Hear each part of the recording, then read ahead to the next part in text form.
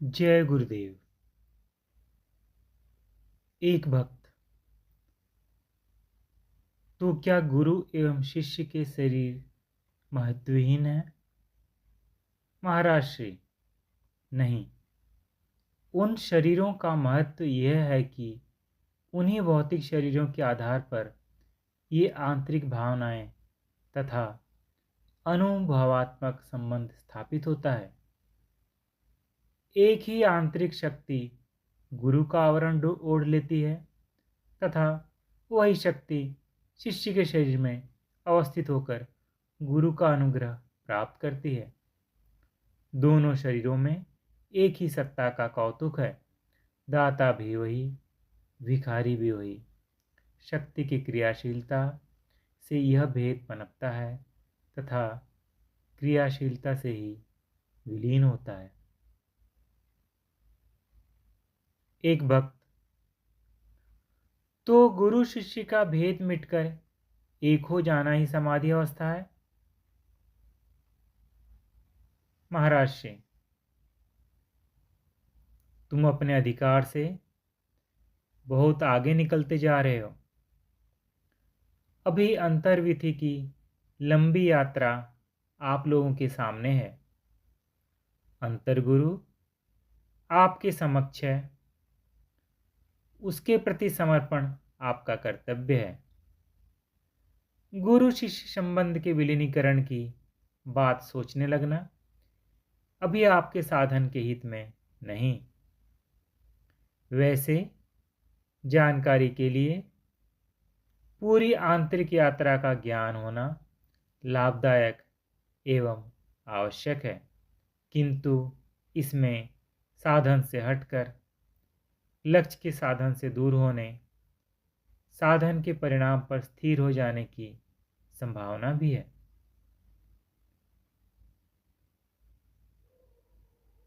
एक भक्त। महाराज जी, अंतर्विधि की यात्रा आरंभ कब तथा कैसे होती है? महाराज श्री, योग दर्शन के अनुसार यह यात्रा तब आरंभ होती है जब चेतना प्रत्येक चेतना हो जाती है। यह बात तो आप लोग जानते ही हैं कि इंद्रियों के आधार पर कार्यशील शक्ति के स्तर को चेतना कहा जाता है। इंद्रियों के आधार पर बहिर्मुखी तथा इंद्रियों के आधार पर अंतर्मुखी शक्ति के दोनों स्तर चेतना की कोटि में आते हैं। दोनों स्तरों में अंतर दर्शाने के लिए इंद्रियों के आधार पर बहिर्मुखी क्रियाशील शक्ति की चेतना तथा अंतर्मुखी कार्यशील शक्ति को प्रत्यक्ष चेतना कहा जाता है।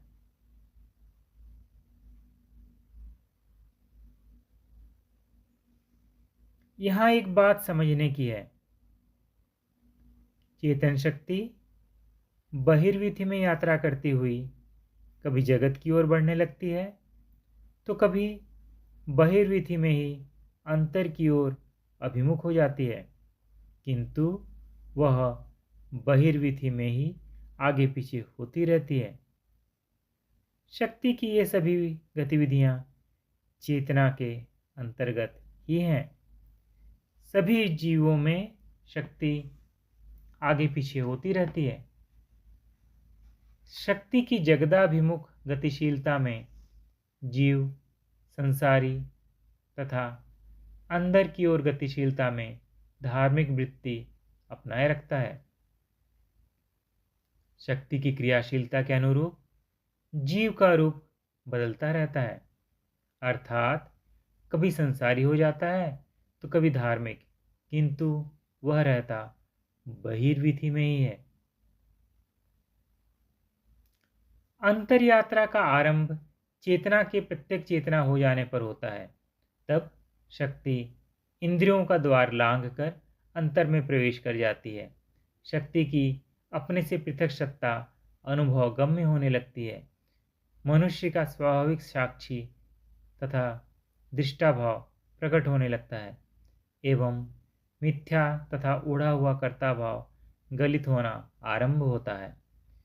जब ऐसी प्रत्यक्ष एवं निश्चित अनुभूति होने लगे तो समझो कि शक्ति अंतर्विधि में प्रवेश कर गई है, चेतना प्रत्यक्ष चेतना हो गई है, अंतरायों के अभाव की प्रक्रिया आरंभ हो गई है तथा जीव ने घर लौटना शुरू कर दिया है।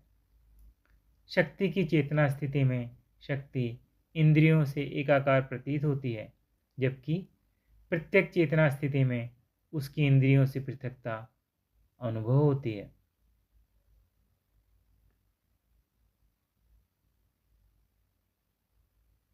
एक भक्त, क्या जड़ तथा चेतन पृथक पृथक प्रतीत होने लगते हैं?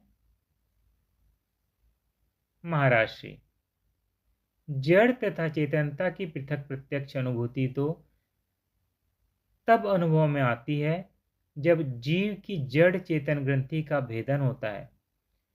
प्रत्यक्ष चेतना हो जाने पर जड़ तो प्रत्यक्ष हो जाता है, किंतु चेतना की केवल क्रियाशीलता की अनुभूति होती है। इसे जड़ चेतन की पृथकता की अनुभूति का आरंभ कहा जा सकता है। जड़ तथा चेतन की क्रियाशीलता की पृथकता की अनुभूति में आनंदानुभूति बढ़ने लगती है, क्योंकि चेतन की क्रियाशीलता के साथ जड़ता का जितना सम्मिश्रण बढ़ता जाता है तथा जड़ चेतन में जितनी एकरूपता बढ़ती जाती है, उतनी ही आनंद में कमी आती जाती है।